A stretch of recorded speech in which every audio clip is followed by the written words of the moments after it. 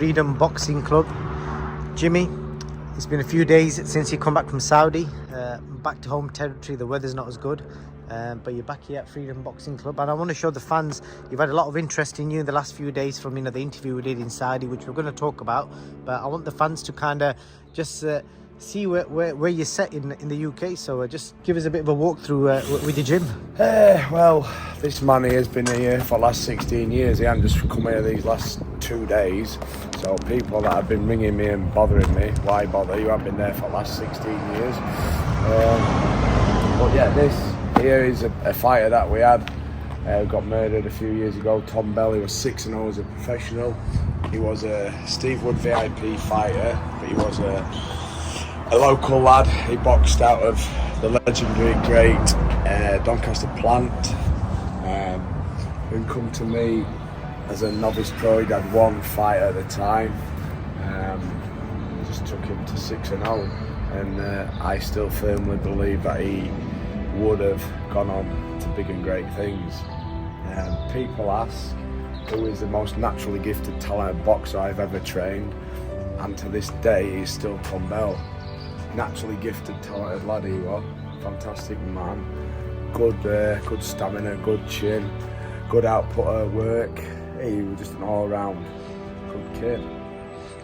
Just studying now, just talking about him, it just makes it a bit raw. So it's a long time since I've had to openly speak on Tom. So Tom, wherever you are you having a great time? And you're always somewhere in my thoughts, young man.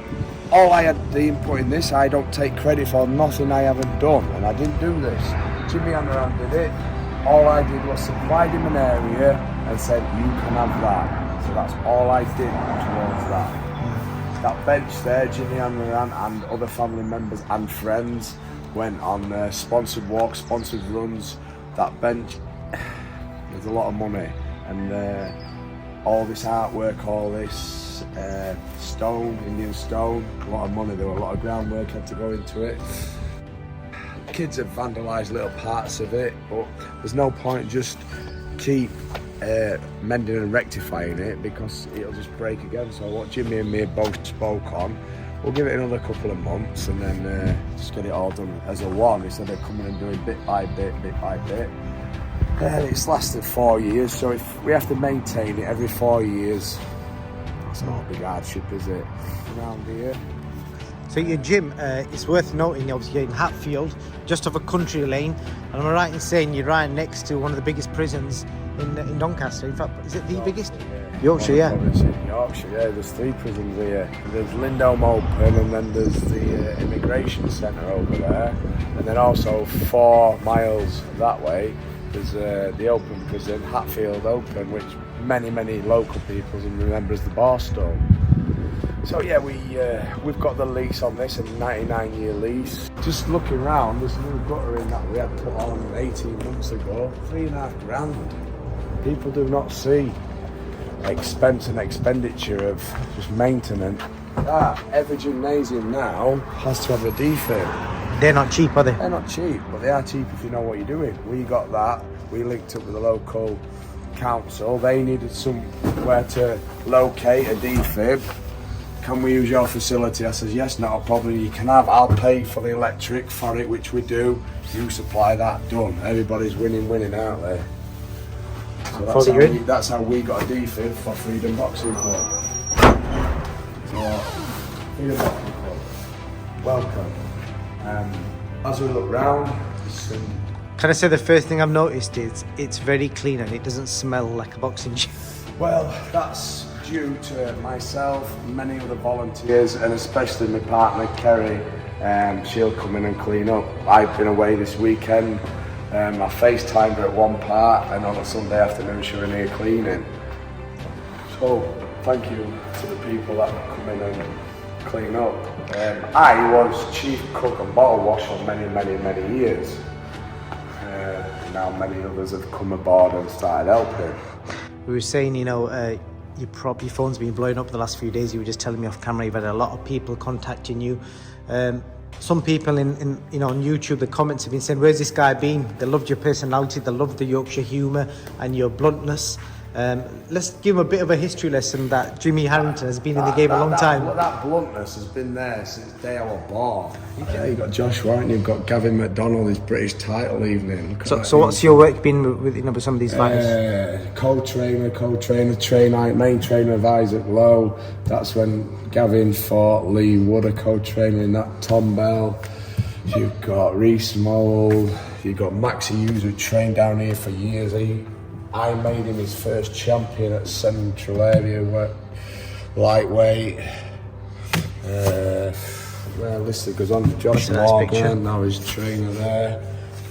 Doncaster's first ever world champion. I was part of that team. Jamie's sparring partner for that lived at, I forget his name now. Jerry Guevara lived at my house for 3.5 weeks. I slept on flipping main living room floor while he had my bed. Joseph Parker, yes, signed to Freedom Boxing Club. Joe's a great man, he's a very, very good close friend of mine. Josh spent 8 years down here. About 7, 8 years using this as his main hub for sparring. My favourite picture in here though, the brothers.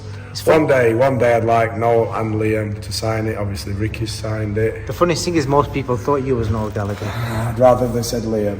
There's the boys, obviously. I manage Roman, I manage Brad, I manage Tommy, I manage Lewis, that's Tyson, Joe Parker, Tucker, and little mine. Lord. That was my birthday of last year, that. So that's just something nice. A little bit of history there, so you can name any of them. Apart from Big Lad there and Big Lad there. Yeah, Nav Mansouri, can you remember Nav? Yep. Yeah, Big Joe Egan, a young slim Jimmy. Here's Jimmy again on the pads. Yeah, I just don't like all that. This pitch, I don't like pitches. That was my debut. Okay, that someone saw the mice the other day, didn't they, on the video? Oh yes. Yeah, he's the never lie. Yeah, first time I ever walked in here, it was a gymnasium owned and run by the late great Pete Bell, who was Jamie McDonald's first trainer. This was, as well as Hatfield, where the Ingram is, this was Jamie, Gavin, Warren, Nixon's first amateur gym called Hatfield ABC way back when. I came in here, Jamie was about 18, 19, we'd been training at Tom Mills, he'd just turned over professional. He wanted to come back over this way training, so John Rushton asked Pete if he could use it as a training base. So Pete used to let John train as professionals out of here. There was Stuart Mitchell in here, Steffi Bull, me, Jamie, Dean Cockburn, Dean O'Loughlin, Charlie Thompson, Wes Miller. So there were good stable and crop of lads in here, pros. And it's just great. I only had 2 professional fights. Boxing retired me, but I can always say in my 2 pro fights I shared a bill with a 2-time world champion in Jamie McDonald. Not many will say that, but I never ever retired from boxing. The late great John Argate, fantastic man. If you look there, he's a very, very poorly man. A young Brad Cousins, he's got hair. I still look as young as I do today, and that'll be 10 years ago, maybe more. But John's very poorly there. He passed due to cancer, bless him. But even on his, so we'll walk back up, even in his last parts of his life, if you look in there, he's quite poorly. He's still in and around us, and he's still here. When, look at him there, behind Steffi, behind Gavin, look at him there, how poorly he is there. And that's when the evening Gavin beat Lee Wood for the British title, and that was 2014. It weren't much long after that John passed. Back from Saudi in your gym in Hatfield, Doncaster. Thank you for welcoming me around and giving us a bit of a tour of your gym. It was a nice little insight to see how you set up, and told us a little bit about your history. Obviously we're here because in the last couple of days you've seen the interview that we did in Saudi has blown up. I've had people from like Lad Bible, joe.co.uk contact me wanting to use the interview, and I know they've been in contact with you as well. So I think it's only fair that people kind of got to know a little bit background about you, because I know you're not really in front of the cameras normally, but now that you are, let's let the fans know what Jimmy Harrington's about. What do you think? Firstly, I'm really pleased for you that it was your outlet and your channel that got the exposure. That's fantastic. You've been a good friend to me for a few years now, and you've always supported me, so I'm buzzing that it was you that got that exposure. Yeah, that interview was a little bit raw, a little bit straight off at cuff. There were a lot of emotion in it. Do I apologise for it? No, I don't. Would I do it again? Yeah, 100%. Would I keep it same way I did? Yeah, 100%. Is that me? Yep. And that's about it, really. They got a little bit personal, a little bit too much bullshit going on, and there was just no need for it. So I just thought they just needed telling, and just not right. They just don't understand. They just don't understand how boxing is. That's just my opinion of it, and I'm allowed it. They thought it was just a little bit of fun and games, tongue in cheek, but once it went a little bit wrong and a little bit south, they started shitting it. Don't shit it, carry it going. If you're going to stand up to the plate and be this, what you're going to portray to be, you've got to see it through, haven't you? I will. No, they won't, obviously. I've tried to find out who that shitbag was, who jailed me from behind, and I will find out who you are. And as and when, we will meet and we'll break bread, let's say, and we'll chat about it, man to man. Not man to back of man, like you did, you shit house. But, yeah, it is what it is, isn't it? I'm going to come back to that, but you know, obviously I've asked you before off camera, because I know you mentioned a lot of things in that interview that are quite deep, and to be honest, I didn't know myself. And I've got your permission, and I'm going to talk about some of these subjects, which might be a bit difficult for some people to listen to. So I'll pre-warn people in advance. But obviously, I'm doing this because you're happy to talk about it, and I think hopefully, if anybody else is in a similar situation, you can kind of maybe divert them from thinking like that, and hopefully help people out there. So you kind of blew me away, because the interview, like I said, at the time of the interview, I didn't really know whether he was joking or what. I didn't know what was going on, because I wasn't aware of what happened in the changing rooms. So I was kind of like thinking, is he joking or what? But I don't joke. I don't fuck about. I'm straight at it. If I'm at you, I'm at you. I won't joke and say I'm going to get you or I'm going to do this, or I won't piss about. And especially when people overstep the mark and go from going into personal things, as we spoke about the other day. You don't talk about people's families. You don't talk about people's loved ones. You don't talk about crises in people's lives, and there were certain issues that them shitheads that they were just digging an hole for themselves, and I thought, you know what, I'm going to bury you all in the cunt and dig and put the mud over the top of you cheeky bastards. Sorry for my language, but this is how I express myself. It's not. I'm not trying to be big, hard, clever, a gangster, whatever. This is me. People that know me, this is how I speak. I'm straight from the hip. You either like it or don't, and change channel if you don't. I'm not asking you to watch this, but it's just how I'm me. Proper Yorkshireman. That's probably the best way I can describe it. Jimmy, during that interview, you just came out with it, and you said to me, look at my foot, and obviously I saw your foot, you could see the big scars, and then you said that, you know, you jumped off a bridge, and at the time I was thinking, what? And it did kind of blow me away a little bit, so I just want you to tell me whatever you want, what you feel comfortable telling me. Do you want to talk about that moment? Yeah, we'll talk about it, because it's not the first time today that this will ever be spoke about on camera. First one I did was with Phil Seymour many, many years ago, and a young man called Corin Moran hung himself in his bedroom, and I was a shithouse, called me was a shithouse, because I never spoke about the time when I had a crisis in my life and made attempts on my life, and potentially if I'd have opened up and spoke, young Corin Moran, God rest his soul, he might have seen that and thought, you know what, Jimmy's been through there, Jimmy'd gone through some heartache, he'd had no one to speak to. Never met his family, but they do, when it's his anniversary, it comes up and they'll always put something and we'll always communicate and speak. So one day I'd like to meet his parents and his family and just introduce myself and say, yeah, I did that interview in 2000 and I think about 2010, 11, something like that. Could have been later. It's just time's moving that fast. My incident happened in 2006. How old were you at the time? Oh, bloody hell, work it out, go. 2006, 46, I don't know, 29, 28, 29.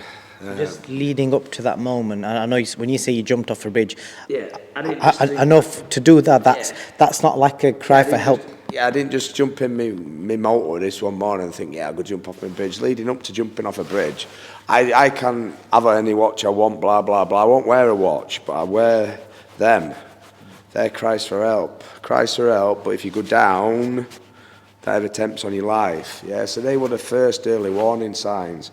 I was living out in a place called Brig at this time. I'd moved away from Thorn. I'd just come out of a relationship that had blown up, and but you got it all a little bit wrong, because leading up to that I'd had cancer, so I'd not even a great place in my life. 1993, I was diagnosed with ulcerative colitis. I was around 13, 14, something like that, maybe 15.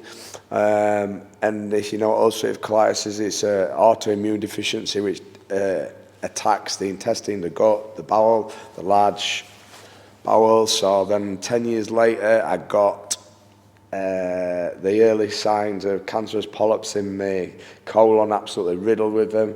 So my surgeon at the time, Mr. George Jacob, just advised, he says, just let's get you a full colon removal. So to take an organ out of your body at such a young age, I was like, wow. I had a colostomy bag on for around 6-7 months. So if you know what a colostomy bag is, people, they're not the greatest things in this world. Had that reversed, and George, what a great man he was, he promised me if I survived my surgery and survived my recovery, he would grant me anything I wanted. All I ever wanted to do was be a professional boxer. I went to see him back in post surgery. Everything went good. I said, will you sign me this paperwork to apply for a professional boxing license? He says, yep, of course I will. So he signed that. I found a boxing gym, blah, blah, blah. Things started moving. I was getting on. Obviously, I was later in life coming into boxing, but I just loved the sport. I'd always played at a very high standard of rugby, so it's not like I'd just come into a sporting environment. I understood how it all worked, a sporting field, how to look after yourself, maintain your physical and health and dietary requirements. So I never even trained in an amateur gym. I always trained with professionals. I trained over at Tom Hills. John Rushton had his stable of fighters over there. Then come in here in around 2004-05. Made my debut in 2006. Only had 2 fights. Had my breakdown towards November of 2006. So November the 7th in 2006 was the day that my boxing career ended.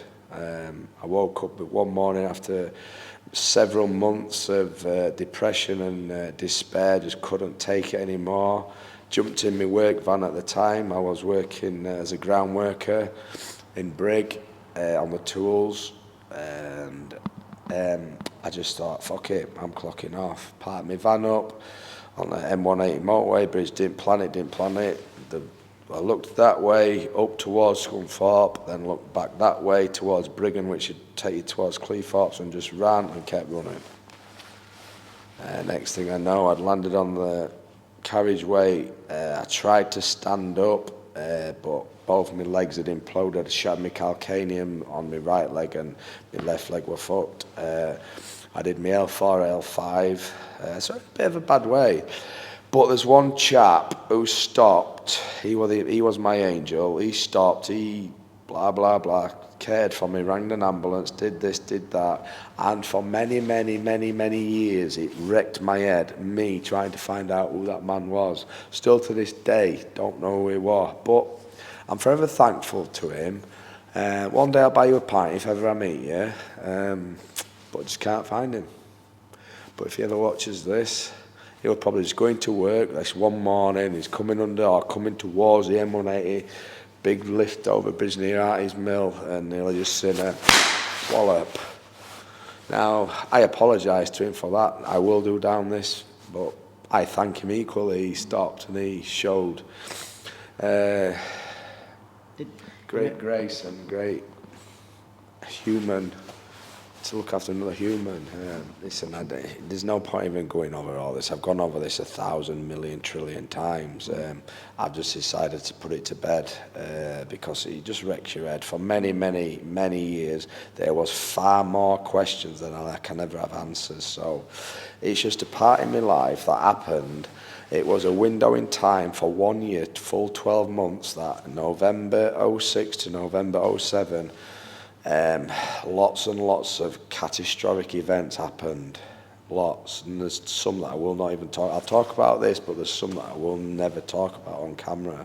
Talk about it with my friends, and they know about it, and they're like, "Wow, you crazy bastard!" But you know, Jimmy, following on from that, do you take that as a second chance in life? You know, you survived, and look at the opportunities. We will talk about what you've done. I'm on to my third chance in life, fourth chance in life. So I was born, I had cancer, survived that, so that's 3 chances there. So what am I on to now? My 4th chance of life. So no, it's just you dealt a stack of cards. Yeah, this is how I've always liked to look at it now. If you don't like the way them stack of cards look, chuck them in and deal again. That's just my way of looking at it. That's how I've had to accept it. It was just a hand I was dealt at that time. It weren't the best hand, so I chose to fold. And I got a chance to deal again. Some people don't get a chance to deal again, do they? That's it. Once you go to clock off, job's fucked, you're out there, you've clocked off. Now, am I glad? Yeah. Am I sometimes glad? No, because life's life, innit? You're born, you die. People going about funerals and this, and they say, "Oh, what do you want at your funeral?" and this and that, and I just say I don't care. Now they look at me all gone out. Well, why don't you care? Well, I'm not there, so I ain't bothered. Now that's just my way of looking at death. I experience and look at death as black and white, yes and no, up and down. It is what it is. Don't worry me. My old man was the same though, God rest his soul. He was just very blasé about it, and I think it's just where you brought up, innit? And do I embrace death? Death's death, innit? You're born, you die. Get on with it. Have a look round. My granddad, he always used to say to me, "Right, you're only here for a look round, so whilst you're here, make sure you have a bloody good one." And up to my 47th year of birth, or I don't know, 46, 47, I've had a bloody good one up to now. I've done lots of things in life, lots of things I'm happy with, lots of things I'm proud of. Equally, there's lots of things I'm not proud of, not happy with, but can I change them? No. Do I deal with them? Yeah. Will I try and not make those mistakes again? Yeah. Will I make mistakes again? 100%. So, you know, there's going to be a lot of people out there who will probably feeling what you may have felt leading up to that moment. You did, you know, jump off the bridge, but what would you advise them people now if they're feeling like that? Because you're a man from experience, you've seen it firsthand. It's totally different times, man. So you're comparing them to now. Firstly, I'd say stop having your kitchen pies, stop chucking all that shite up your nose, stop taking excessive alcohol, stop being a dickhead, and because a lot of it is contributory factors of people's lives and the way they live. Now, I'm not saying to be big and clever. That is facts. It's a lot of it is drug-related, alcohol-related, circumstantial relationship things. Mine weren't any of them. I had a breakdown.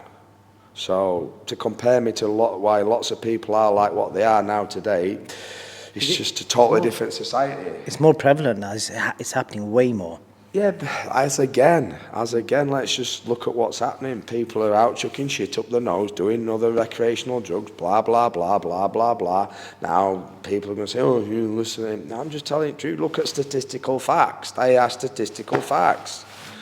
Do you want me to be honest and straight in this interview? Yeah, well, no, I'll be honest and straight, and that is it.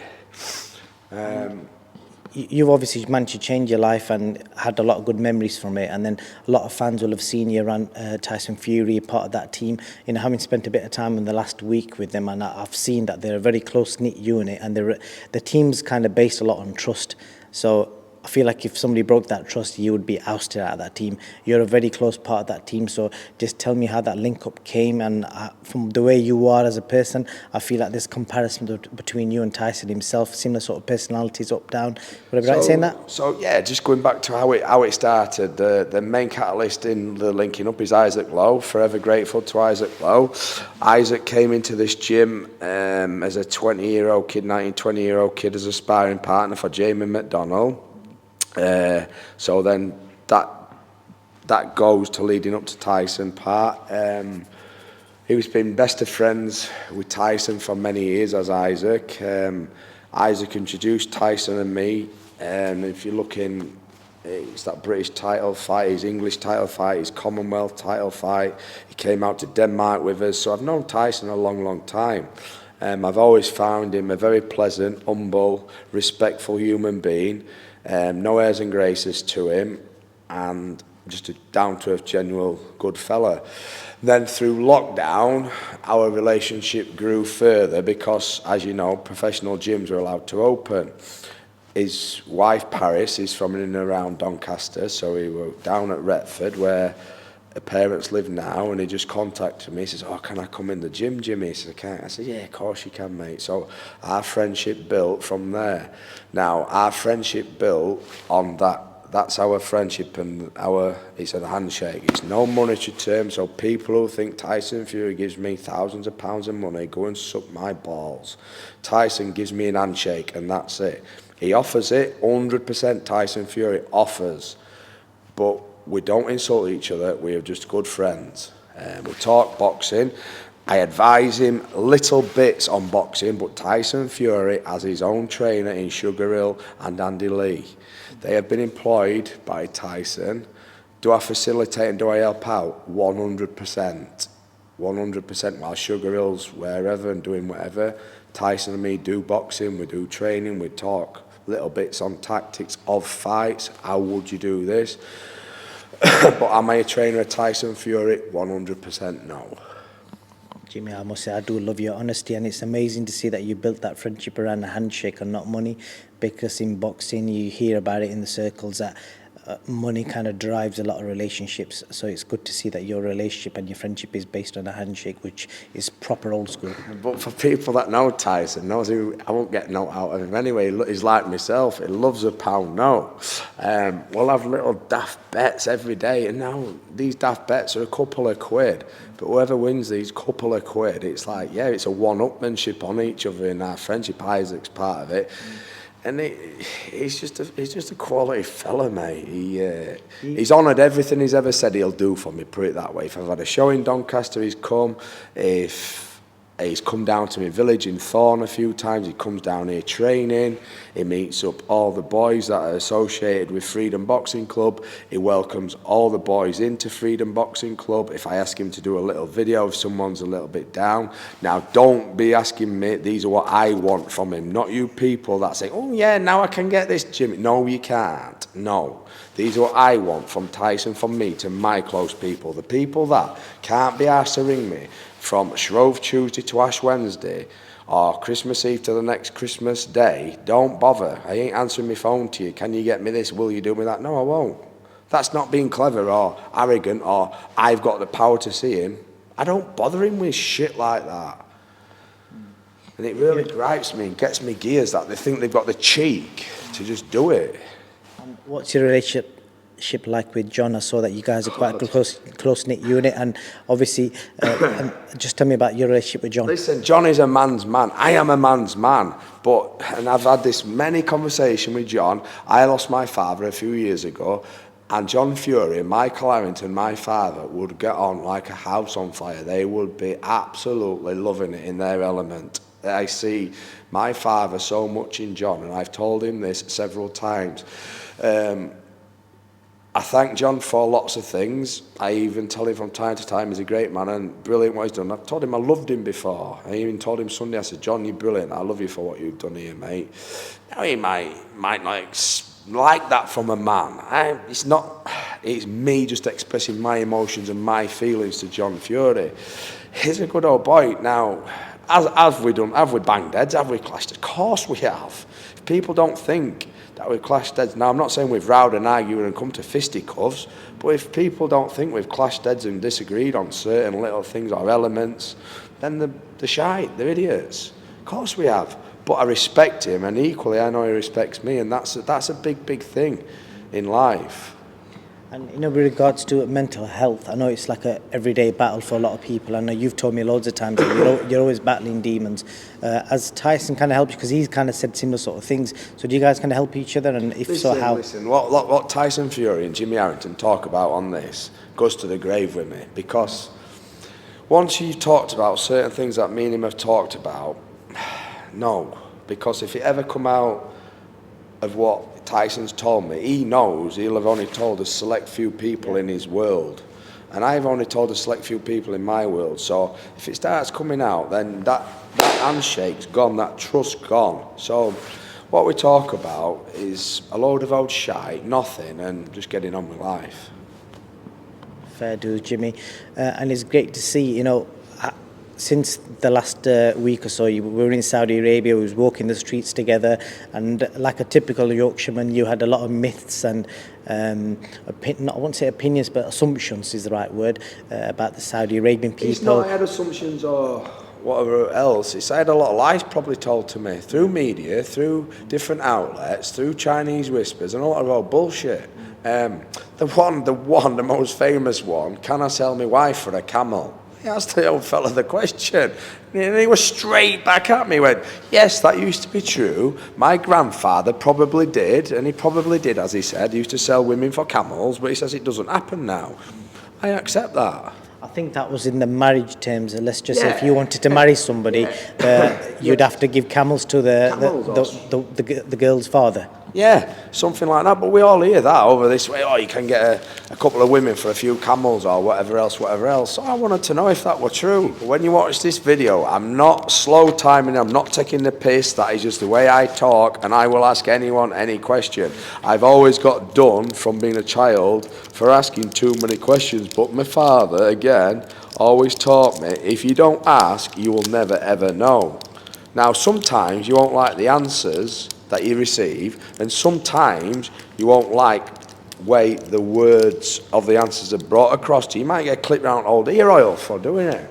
You're basically blunt, and like I said, I saw firsthand you was going around asking the locals all sorts of questions about the culture. And just tell me, what's the biggest thing you learnt about the Saudi Arabian people, and what you brought back from there? What I learnt about the Saudi people in the Kingdom of Saudi Arabia is It's been based on a load of old bullshit again. Lies that they treat women like dogs, and they chain them up or whatever else they do to them. Let's not go down these roads, but it cannot be farther from the truth.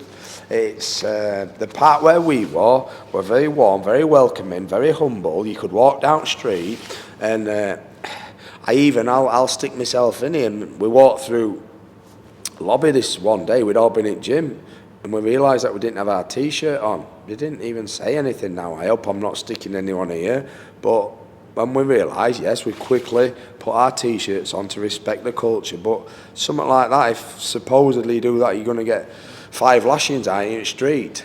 Well, that's what you got told, innit? Or you're going to get stoned to death, hands chopped off.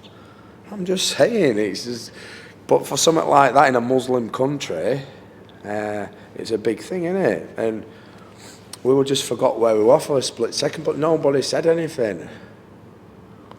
Definitely, and it was good to see that. And like I said, people loved the little feature we did. If no one's seen it, I urge you to watch it. It's Team Fury Goes Wild on the Streets of Saudi Arabia. It's on our YouTube channel. It's definitely worth a watch. And Brad Pitt's in it, isn't he? Brad Pitt, yeah. Brad Pitt made an appearance. The actress or the actor. Yeah. We'll let you watch it. And then we did that post-fight interview, which is 70,000+ views. And because of that interview, like I said, I've had Lad Bible, Joe.co.uk contact me, national newspapers wanting to use that footage. So, like I said, at the time I was a bit oblivious to what had gone on. I've seen the footage since. I saw that, Jake Paul's team were winding yourself and John up about this fight fixed contract type of thing. Listen, so what happened in that changing room? Yeah, that weren't the reason why I kicked off like that. If you think that I got upset by some divvies asking me about an handshake, wow. I kicked off in that change room because, as again, I had a pair of sandals on, and this right foot is absolutely short, it's knackered. So they're taking the piss out of all the scarage and all the lumps and all the bumps on it. And secondly, why did I walk around with a coat and a hat on and a thing on all week? Because I've had cancer. I don't want cancer again. I've got an autoimmune deficiency, so my skin is very susceptible anyway to sun. And I was coming out in blotches, if you'd have seen, so I could already see that my skin had changed in the 2-3 days I were there. All right, I've not had skin cancer, but once you've had a primary cancer, you're quite susceptible to get a secondary a lot sooner. So I thought, you know what, you can go and fuck off, you cheeky bastards. That were me. So that's why I was very passionate, very upset, and very, you know what, fuck you attitude. They opened Pandora's box, and when I open Pandora's box, it takes a long time to close it. I don't come out very often, but that was just a little bit of the anger and emotion that poured out of me. There were several other things that happened after that interview. That was before a major incident happened, which I will not speak about on camera, because that shitbag will get squared up as and when I ever cross paths with that bastard again. And again, like I said, you're entitled to express that however you want. And like I said, that is just who you are. You're blunt and you just say it as it is. Yeah, it's swearing. Yeah, I don't swear in front of children. I don't swear in front of women. I'm swearing now, all right, women and children potentially will see this, but they're not present here now in this room. I know how to condone and carry myself. I spend hours and hours a week with children under 18s, and if any one of them have heard me swear, they tell you I've sworn in front of them, I know they'll be telling you lies. And going back to your gym, Jimmy, Freedom Boxing Club in Hatfield, and I hope the local community see this interview and send more kids your way, because I know you've got a good bunch of lads here as it is, and it'd be nice to see more kids come to this gym, because obviously you're a great personality, and also working around Tyson Fury and Sugar Hill. On that note, don't send no more. I've got enough of kids of what I need in this gym. There must be 25, 30, so don't sell me gym. I don't want any more. Stay at home, go somewhere else, go bother someone else. No, he's only kidding. The gym is called Freedom Boxing Club because it's out of prison.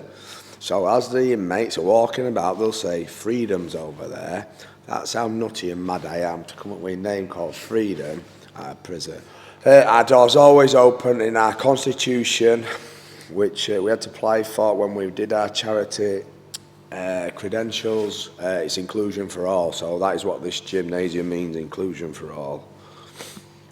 I never clicked onto that. The gym's called Freedom because it's right next to a prison, and you want the prisoners to see that the freedom is just over the gate, over the way. Yeah. So listen, it is what it is. It's always appears a fine line between mad and genius. Now, which one am I? Some people are going to say he's absolutely stark raving bonkers, but others will say, who really know me, will say he's quite an astute, smart young man. Him, and I know they do say that, and not stark raving bonkers. I'd rather have said latter than.